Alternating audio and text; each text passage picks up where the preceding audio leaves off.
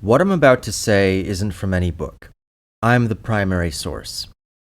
In the spring of 1936, Berti Schenker was about to graduate high school and accept a scholarship at the Cleveland School of Art. But her family was facing hard times. Though Berti had lived most of her life in a 3-story house with servants, the onset of the Great Depression, end of Prohibition, and accompanying death of liquor smuggling from Canada made it harder and harder for her parents to make ends meet for a family of 6. At some point in the mid-1930s, the family home in Glenville burned down and they relocated to the new suburb of Shaker Heights, but even this was a temporary fix. That spring, her mother broke the news. Berti wasn't going to CSA. She wasn't even going to graduate high school. Instead, the family would begin selling off their stuff and move to California. Berti was going first. The majority of her trip was on the Grand Canyon Limited, the Santa Fe Railroad's transcontinental budget train, stopping at almost every passenger station between Chicago and Los Angeles for a 51-hour journey in coach class on wooden seats in 30-year-old cars without air conditioning. It was even still pulled by a steam engine. Berti arrived at La Grande Station in Los Angeles at 10 p.m., with no diploma, no job, and no immediate family. It was worth it. Let's get up to date. In 1936, President Franklin Roosevelt was re-elected in a landslide, while Democrats and minor parties to their left received a 3/4 majority in both houses of Congress. The administration continued ahead with the New Deal, but challenges remained. First, major sections of the New Deal were ruled unconstitutional by a conservative majority on the Supreme Court. So in early 1937, Roosevelt proposed to expand the court from 9 members to 15. This was extremely controversial and narrowly failed, likely due to a last-minute ruling in favor of the government. In any case, vacancies soon opened up, allowing Roosevelt to appoint 5 new justices by the end of the term, including his Jewish ex-advisor Felix Frankfurter. The greater challenge came from fiscal conservatives within Roosevelt's own Democratic Party, mostly from the South and led by Vice President Jack Garner, whose insistence on balancing the federal budget induced a recession, shot unemployment back up to 20%, and set the recovery back by about 3 years.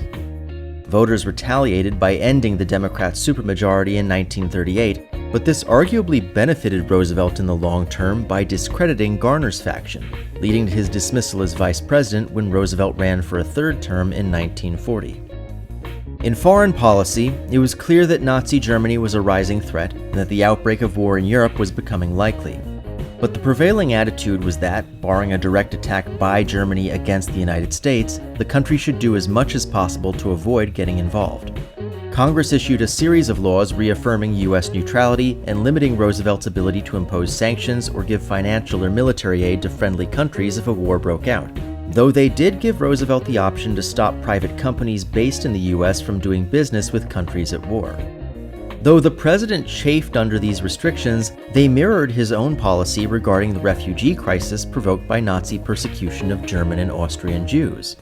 On the one hand, the Immigration Act of 1924, which was greatly shaped by racism against Jews and Italians, allowed only 27,370 visas to be issued annually for immigrants from Germany and Austria.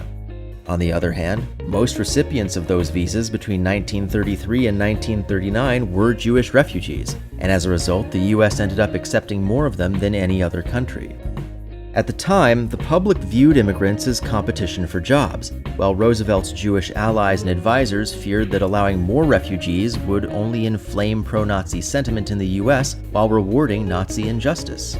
So in 1938, Roosevelt organized the Evian Conference to secure an international agreement on refugees. The conference failed, but at least he tried. The response to Nazism was no less chaotic outside of Washington. Since 1933, several organizations around the world had joined the American Jewish Congress and Board of Deputies and British Jews in a boycott of Germany.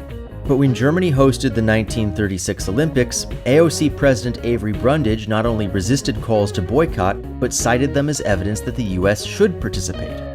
Widespread isolationism had convinced Brundage that the American public were just as anti-Semitic as he was, but thanks to the advent of opinion polls, we can see for ourselves. If you've seen my first 2 videos about Nazi Germany, congratulations, you already know more than the vast majority of Americans in the late 1930s. Even as the mainstream press demonized Hitler and his regime, Journalists were often quick to downplay the Nazis' exceptional hatred for Jews. Only the Nuremberg Laws and the Night of Broken Glass really broke through on that front. The situation in Hollywood started out much the same thanks to the Hays Code's strong warning against offending foreign countries and intense political pressure by Georg Gissling, the German consul in Los Angeles. In the spring of 1938, a Gallup poll reported that 55% of Americans blame Jews wholly or partly for their persecution in Europe, yet only 10% expressed support for an anti-Jewish campaign in the United States. Following the Night of Broken Glass, 69% still opposed expanding the quota for Jewish refugees, yet only 5% approved of what had happened. Finally, in July 1939, 39% viewed Jewish Americans as complete equals, 10% viewed them positively so long as they knew their place and stayed out of WASP spaces, 31% believed discrimination was necessary to stop them from becoming too successful, and 10% supported mass deportation. Responses correlated with geography, education, gender, and support for President Roosevelt, and their reliability has been questioned due to the phrasing of the questions and the undersampling of women, blacks, and Southerners. But they still tell us three important things. Isolationism, anti-Semitism, and Nazi sympathy weren't the same things. American anti-Semitism was a broad spectrum, and in spite of everything, Nazi sympathy remained a fringe position. But even if that was the case, 5% of the US population was still 6 million people. At a time when anti-fascism was increasingly tied to organized labor, a conventional wisdom developed among anti-union business owners and politicians that the US was simply too big, diverse, and politically decentralized to fall prey to the type of fascist takeover that had become commonplace in Europe. But even if that was true, it wasn't for lack of trying. Because while the nation's geography, demographics, and politics helped insulate it from a fascist takeover, they also created the conditions for pockets of fascism to thrive. Though greatly diminished from its early 1920s peak, the Ku Klux Klan remained a significant force, including countless local, state, and federal politicians among its ranks. Interestingly, most of the KKK opposed the Nazis on nationalistic grounds, but it wasn't long before more amenable movements started taking shape. In the late 1920s, Hollywood screenwriter William Dudley Pelley claimed to experience psychic visions from angels commanding him to prepare America for the second coming of Jesus by expelling the Catholic population, imprisoning and sterilizing the Jewish population, re-enslaving the black population, and reforming the US into a corporation with a basic income for white Protestant stockholders. Though Pelley idolized the Nazis, Hitler thought he was insane and wanted nothing to do with him. Nevertheless, the election of President Roosevelt in 1932 moved Pelley to establish the Silver Legion of America, or Silver Shirts, with a peak membership of 15,000. In 1934, former Marine General Smedley Butler testified to Congress that a lawyer from the investment bank J.P. Morgan had approached him with a proposal, backed by the heir to the Singer sewing machine fortune, to overthrow President Roosevelt and install Butler as dictator. Unfortunately for them, Butler was a socialist and immediately sounded the alarm.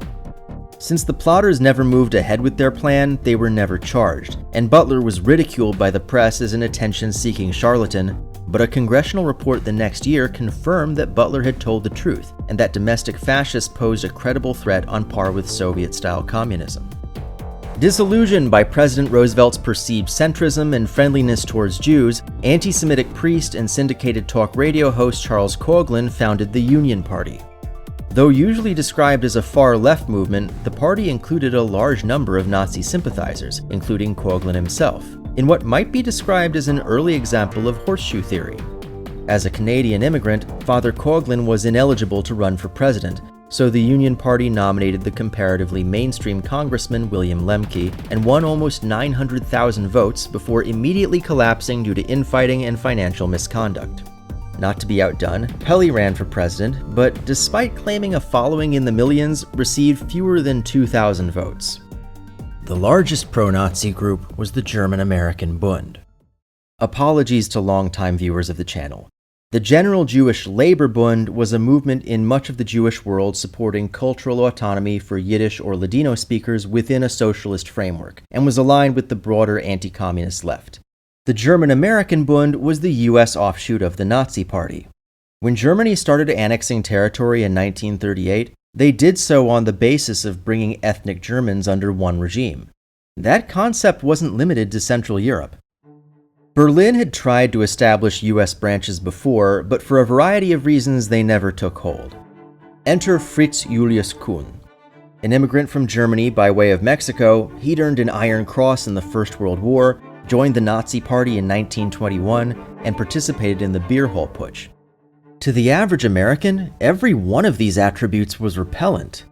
While it's true that Germans were one of the country's largest ethnic groups, most German-American families had been living in the US for generations, and the vast majority were eager to distinguish themselves from the Nazi menace. But like the US as a whole, a small percentage of a large population is still a lot of people. A chemical engineer by trade, Kuhn worked various jobs under the business umbrella of Henry Ford, whose outspoken anti-Semitism had attracted a cadre of more recent German immigrants sympathetic to the Nazi cause. Despite claims of a purely American movement loyal to no other country, Kuhn's Bund made free use of Nazi iconography, took pictures with Hitler at the 1936 Olympics, and organized the Bund entirely in Nazi Germany's image. Operating 69 chapters at its peak, Kuhn divided the country into 3 Gau, created a dedicated newspaper, publishing company, business association, and 3 youth groups. He held frequent rallies, assembled a 200-strong paramilitary known as the OD, and acquired property for a network of parks, parade grounds, a residential development in Yaphank, New York, with streets named after Hitler, Goering, and Goebbels, and summer camps where counselors not only indoctrinated children, but forced teenagers to have sex with them and with each other in order to breed the next generation of soldiers for the coming World War. Children of the Bund were also routinely subject to torture, slave labor, and denial of medical care as part of their indoctrination, resulting in the death of at least one girl, which Kuhn publicized as a glorious martyrdom. The Bund's relative independence from Berlin insulated it from some of the scrutiny that had plagued its predecessors. It also profited from a number of money laundering fronts and may have received support from Henry Ford. It's never been proven, but the Bund was able to give away Ford cars as part of its annual Christmas celebrations, and Kuhn once denied accusations of a Ford connection that nobody had made. The backlash was immediate. Jewish gossip columnist and broadcaster Walter Winchell had been attacking Kuhn for years, and from there a familiar coalition emerged. Jewish groups, civil rights groups, trade unions, veterans organizations, assorted journalists and politicians, gangsters, and the obligatory communists pretending it was their idea. But some of the Bund's fiercest opponents were German-American groups, whose reputation had only begun to rebound from the anti-German hysteria of the First World War before the Nazis threatened it once again. Bund rallies without protests were almost unheard of, and the effect was tangible. By 1938, the Bund was forced to abandon many of its properties in the Northeast and Midwest. That couldn't be said for Los Angeles. By this time, Los Angeles was the largest city in California and the 5th biggest in the US. But until recently, its Jewish community had been oddly small. The growth of manufacturing and the film industry helped it catch up, but even in 1930, several new synagogues were at risk of closure for want of a large enough population to support them. Remember this graphic from earlier? Americans who were less likely to come into contact with Jews were more likely to have anti-Semitic views. And though that mostly applied to rural areas, LA's unusually small Jewish community made it one of the most anti-Semitic cities in the country. The KKK exercised immense power in local politics. A Klansman himself, former Mayor John Porter had refused to appoint Jews, blacks, or Catholics to the city's police commission. Appropriately, returning police chief James E. Davis was an outspoken Nazi sympathizer who repeatedly ignored Nazi criminality. That kind of effort was better served harassing trade unionists, illegally blockading the Arizona border to stop migrating farm workers, pressuring the city council into eliminating police oversight, and conspiring to murder whistleblowers, journalists, and political opponents. At this time, the US was unique among the great powers in not having a dedicated intelligence agency. The FBI didn't even have a counterintelligence unit until 1939. Until then, they only took espionage cases on request from the military. Even Jewish leaders in Los Angeles were deadlocked over how to respond. The only realistic option was vigilantism. Civil rights attorney Leon Lewis moved to LA in 1931, just in time for the rise of the Nazis in Germany and the first designs against the city by the Bund's predecessor, the Friends of New Germany. Though the depth of their spying operations wasn't known, countless public speeches and rallies made their intentions clear. Anti-Semitism wasn't the only thing that drew Nazis to Los Angeles. With federal authorities monitoring docks on the East Coast, agents of the German Abwehr found it far easier to escape detection through the port of San Pedro, from which they could distribute money, instructions, and propaganda from Berlin. But the real prize was Hollywood. Take over the city, exterminate the Jewish population, and turn America's film industry into the ultimate Nazi propaganda machine. To facilitate a takeover of that magnitude, the FNG began reaching out to unemployed, disabled veterans of the First World War, who'd flocked to Southern California in the 1920s due to its healthcare facilities and growing aviation industry. This strategy proved a unique opportunity for Lewis, who wasn't just a civil rights lawyer. Over the previous 2 decades, he'd served as founding national secretary of the Anti-Defamation League and an Army intelligence officer during the war. A member of the DAV and American Legion, he persuaded both groups to pass resolutions condemning Nazi authoritarianism before using those same connections to assemble a spy ring from his office in the Roosevelt Building. Their mission?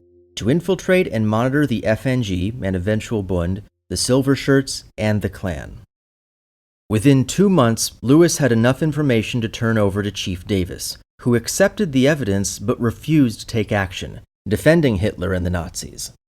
A few days later, Lewis's spies were brought in on a plot to buy weapons and ammo on the quiet from 2 pro-Nazi corporals in the Marine Corps, coordinate with the Silver Shirts to seize the state armories in San Diego and San Francisco, and thereby instigate a Nazi uprising up and down the coast. With the LAPD full of Silver Shirts, the case was taken up by the Navy, who caught the wayward corporals and ambushed the would-be stormtroopers. A few months later, the spies uncovered another planned Silver Shirt insurrection, and though it finally convinced President Roosevelt that Nazi threats needed to be taken seriously, the FBI was still too small and overstretched to confront the problem head-on for several more years, leaving citizens like Lewis to continue leading the charge. Now, while the identity of Lewis's spies remained secret, even to each other, the fact that he was running a spy ring wasn't, partly because he wanted to sound the alarm, but partly because the operation was broke. Financial support finally arrived thanks to a handful of Jewish film producers.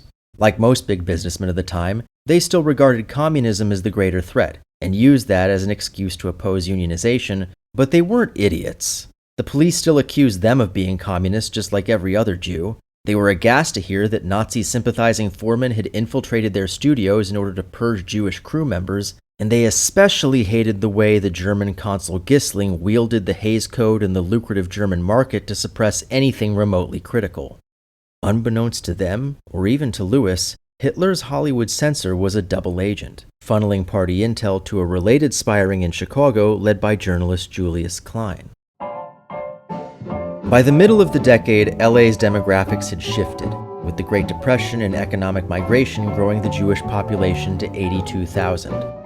Prior to this, there was no Jewish neighborhood, but now there were 2. To the west, well-to-do Jews barred from Beverly Hills by restrictive covenants settled in the newly developed Fairfax district. To the east, most working-class Jews lived in Boyle Heights, where Berti Schenker stayed with a distant relative and was later joined by her family. Soon after arriving, she went to the May Company department store and took the one job no other girl would accept, selling corsets to the few old ladies who still bought them. But if a more robust Jewish population bolstered opposition to Nazism, Germany's passage of the anti-Semitic Nuremberg laws emboldened their Californian allies to go even further. In 1935, a habitually unemployed lawyer and printer named Ingram Hughes launched the American Nationalist Party, uniting Southern California's Bund and Silver Shirts with a singular mission to eradicate the state's Jews. Commanding an inner circle from his apartment in the slum of Bunker Hill, Hughes predicted that the liquidation of American Jewry would end all crime, drunkenness, sexual violence, homosexuality, race mixing, prostitution, promiscuity, socialism, capitalism, unemployment, and democracy. It would save Christianity from the brink of extinction, restore the unchallenged dominion of the white race over the continent, and stop department stores from publishing December ad campaigns that shortened Christmas to Xmas. Originally set for New Year's Eve 1935, the project was repeatedly set back by severe debt, embezzlement, infighting, disillusionment, defections, and the efforts of Lewis's spies. But this gave Hughes valuable time to expand his ambitions. The festivities would begin with the mass lynching of 20 prominent Jews and anti-fascists from the film industry, though the list was later expanded and the plan shifted to a series of bombings. Silver shirts in the film industry would then go through their workplaces with guns, hunting down and killing any Jews still employed. Through mass enlistment in the California National Guard, agents would sabotage infrastructure, seize coastal defenses, and acquire machine guns with which to drive through the northern part of Boyle Heights, wiping out every pedestrian they saw. At the same time, Hughes's men would disguise themselves as exterminators and pump homemade poison gas down the chimneys of homes they believed to be occupied by Jewish families. Hughes assured his men that the LAPD and former Mayor Porter would shield them from any investigation. Assisted by prominent Nazis in San Diego and Mexico's pro-Nazi gold shirts, the ANP would rapidly apply the same tactics all over California, which Hughes believed would inspire the American people to rise up in a spontaneous orgy of extermination, clearing the way for a Nazi takeover of the US. Those Jews who managed to flee the country would be free to do so, but any who remained would perish in the joyful slaughter. There was just one catch. Hughes's personal secretary was one of Lewis's spies, who took everything straight to the district attorney. In the spring of 1938, the main planner of the bombings was convicted and deported to his native Liverpool. The rest of the conspirators went free. Overt Nazi sympathy remained the majority position among law enforcement and in certain churches, and the work of the Lewis spy ring was far from done, but this was the beginning of the end. American anti-fascism had arrived in force. Suddenly, Nazi sympathizers had to contend with a lot more than self-appointed spies and peaceful protesters.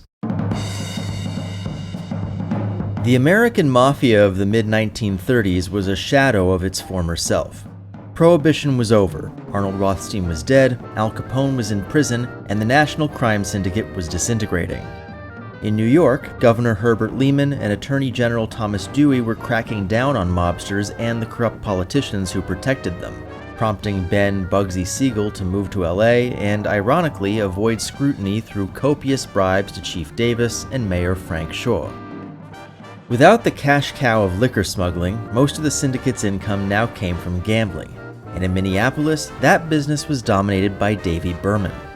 Despite a sizable community in the near north, Minneapolis Jews faced more than the usual amount of casual discrimination, blacklisted from working in banks, department stores, or large factories until the 1960s.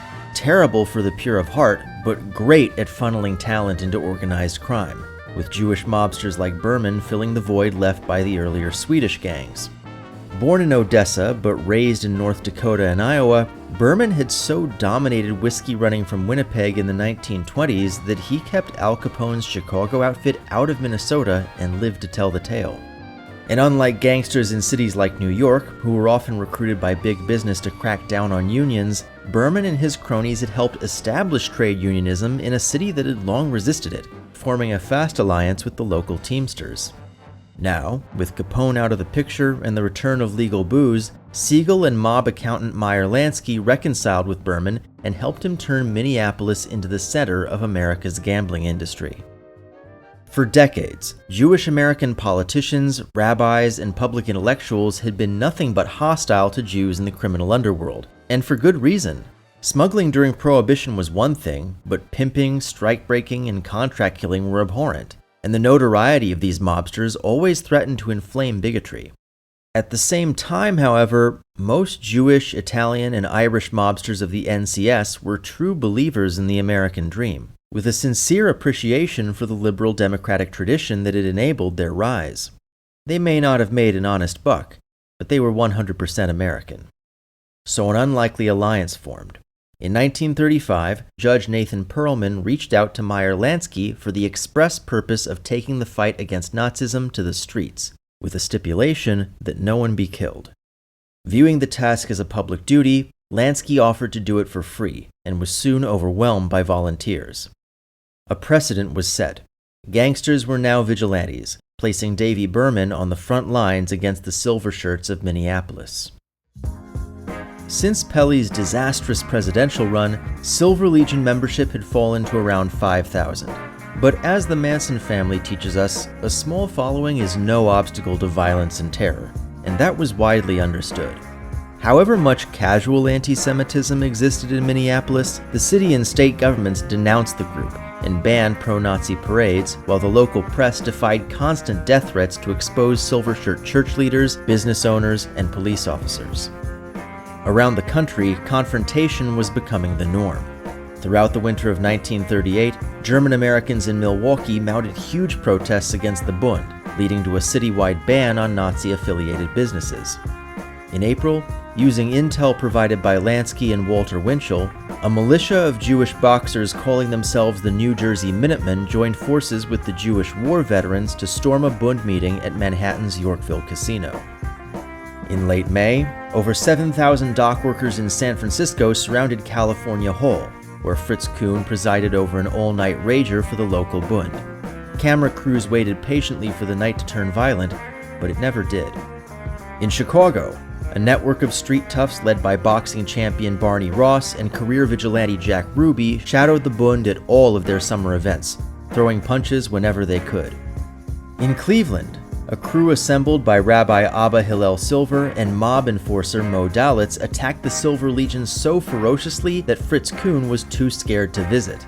Nevertheless, Dalitz's crew gave pursuit, taking him on at Bund events in Buffalo, Rochester, and Syracuse. And in Spokane, 700 protesters took on 200 Silver Shirts during a visiting speech by their spokesman Roy Zachary. If anything, the U.S. was late to the party. Similar clashes had taken place well before 1938 in Britain, France, Canada, and Mexico, to say nothing of the ongoing civil war in Spain, but better late than never. By late July, Davy the Jew was ready to go the moment Zachary arrived in Minneapolis. The call arrived on the 29th. He was due to speak at the Ark Lodge Auditorium. They listened to the speech from the outside. Zachary gave all his usual talking points, demonizing unions and waxing poetic about killing the Jew in the spirit of Christian love and wading streets of blood. But upon uttering the phrase, "all the Jew bastards in this city," Berman's boys stormed the place with clubs and brass knuckles.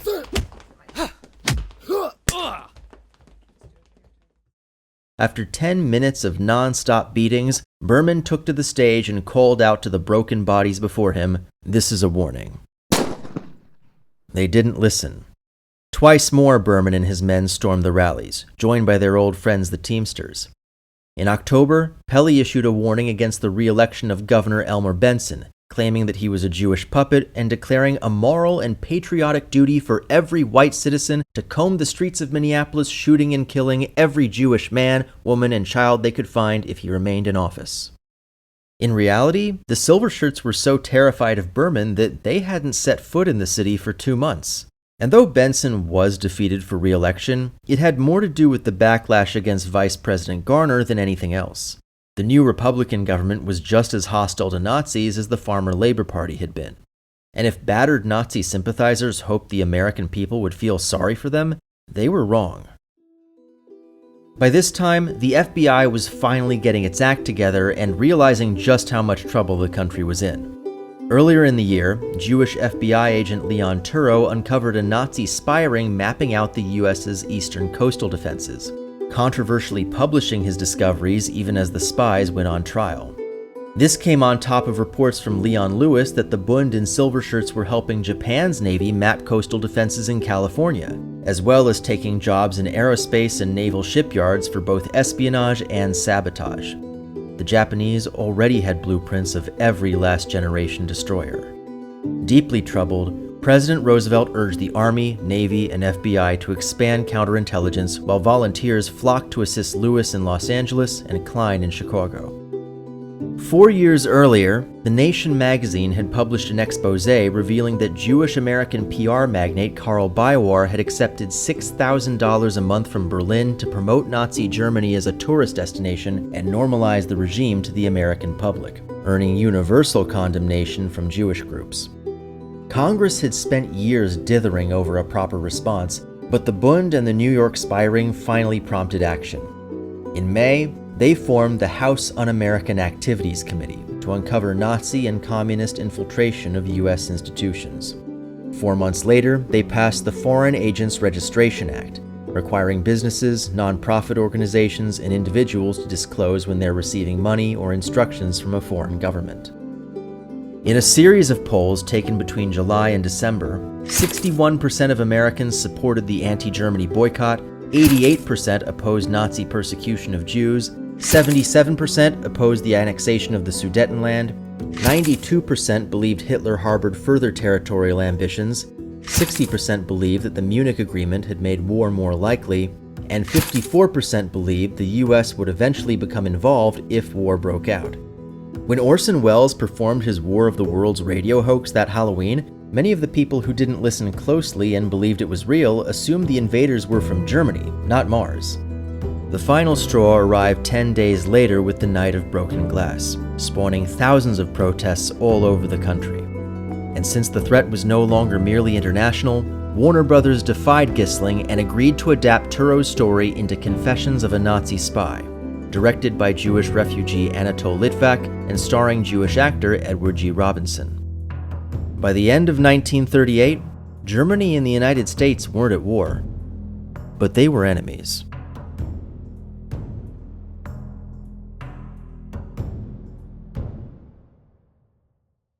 You'd think from the number of spies they've been sending over here that we're at war with Germany. It looks more as if Germany were at war with us.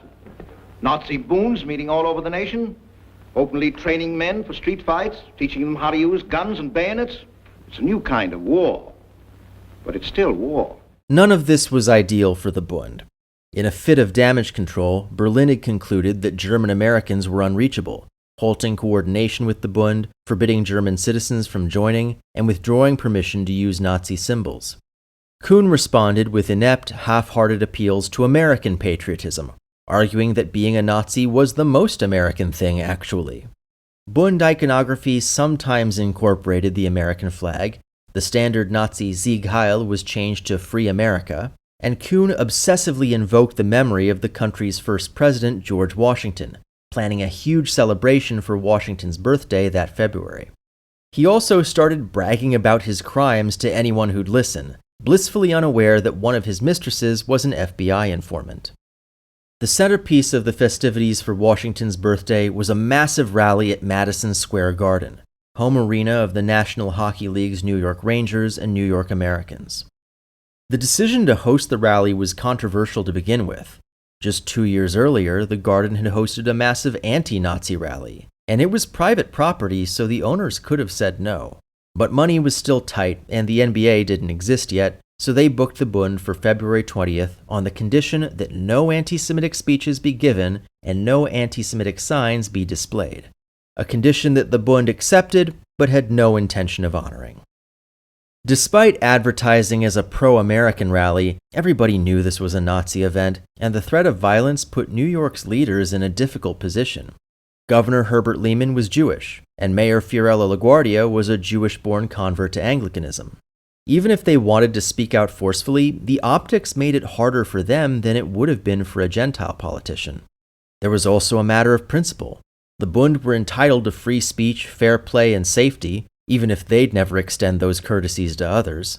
They'd booked an event just like anyone else, and violence in the arena wouldn't be tolerated. Let the world hear their words. Let them hang themselves.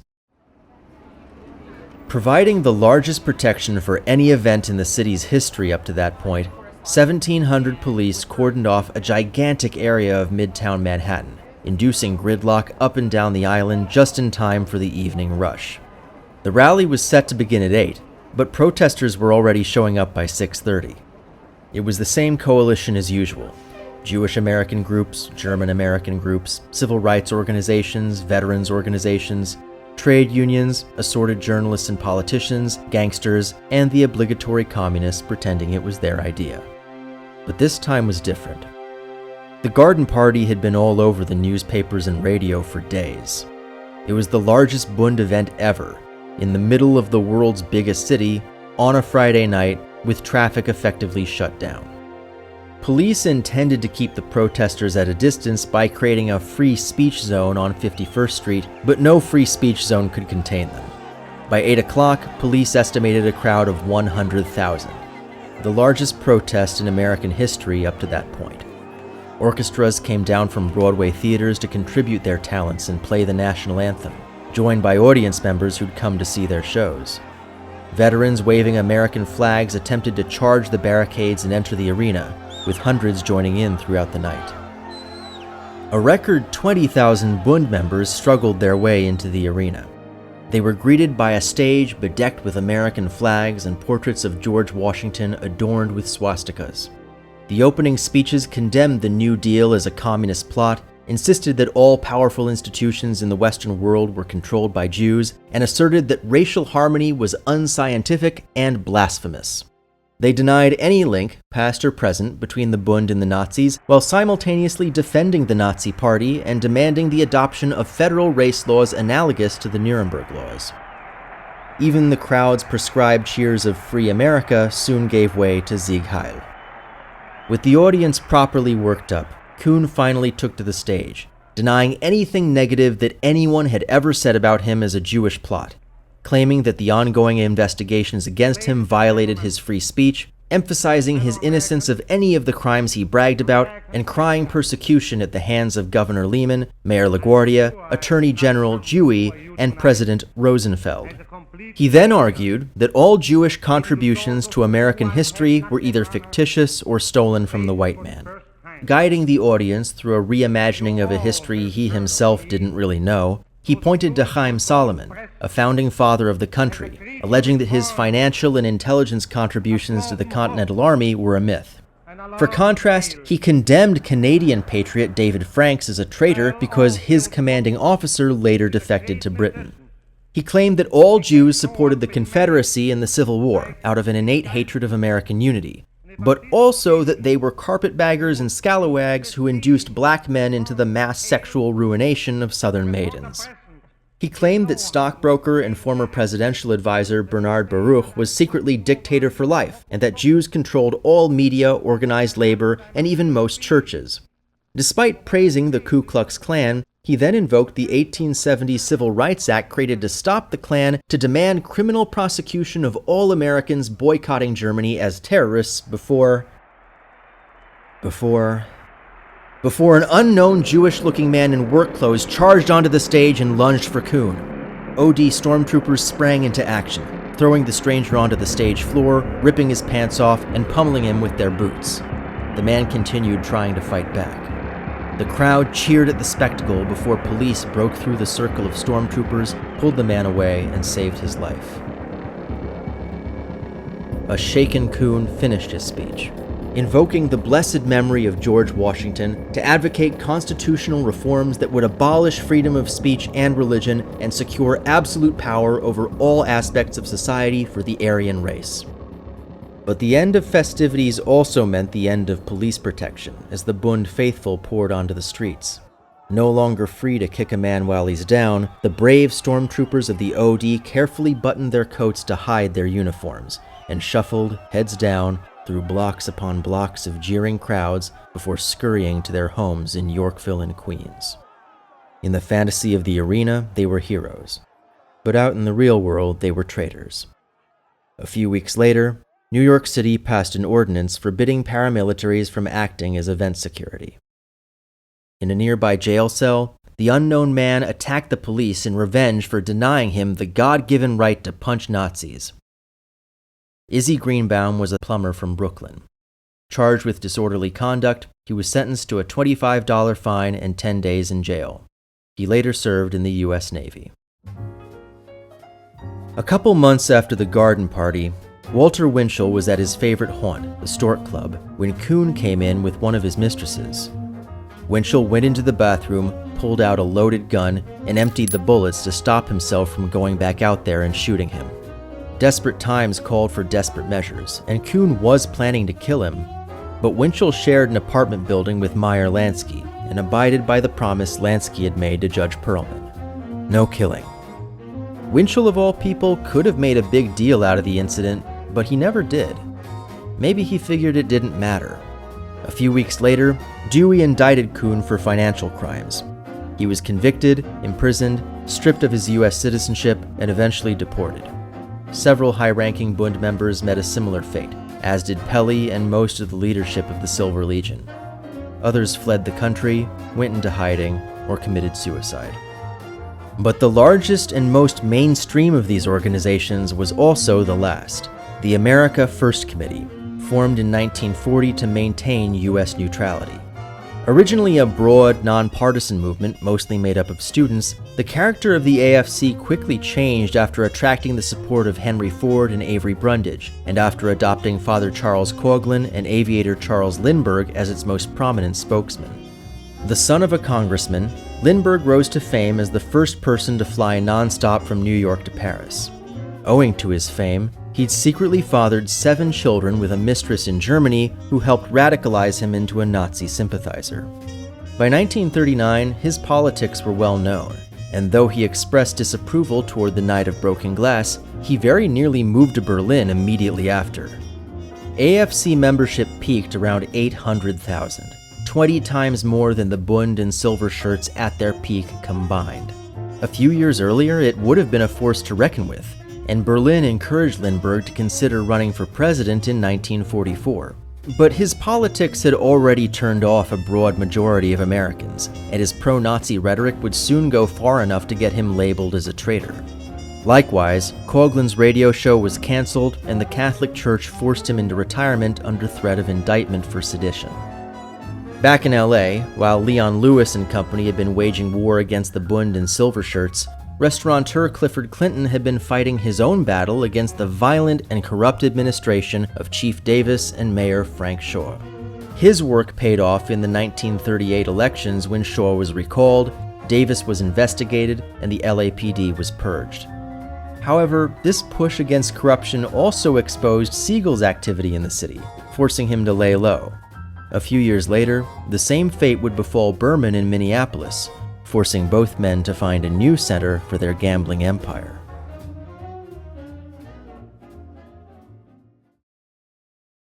Jake Aronow died from complications of tuberculosis in 1937.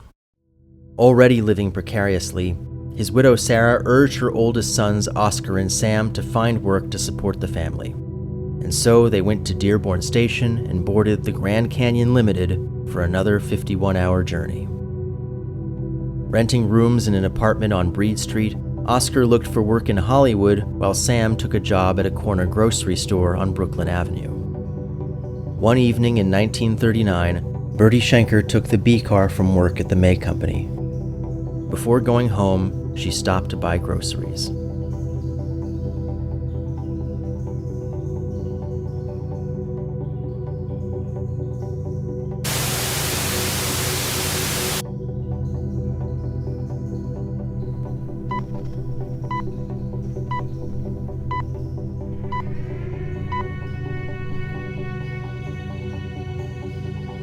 Special thanks to my patrons, including Mir Akbar Ali, Jeremy Biskin, Boris Cherny, Dr. Chike, Mihol Dahi, Andrew Ettinger, FC, Jay Fleischman, Oshar Gordon, Bob Huddy, Raphael Kellerman, Adam Kershaw, Sol Cohn, Milk and Honey, and Jeffrey Schweitzer.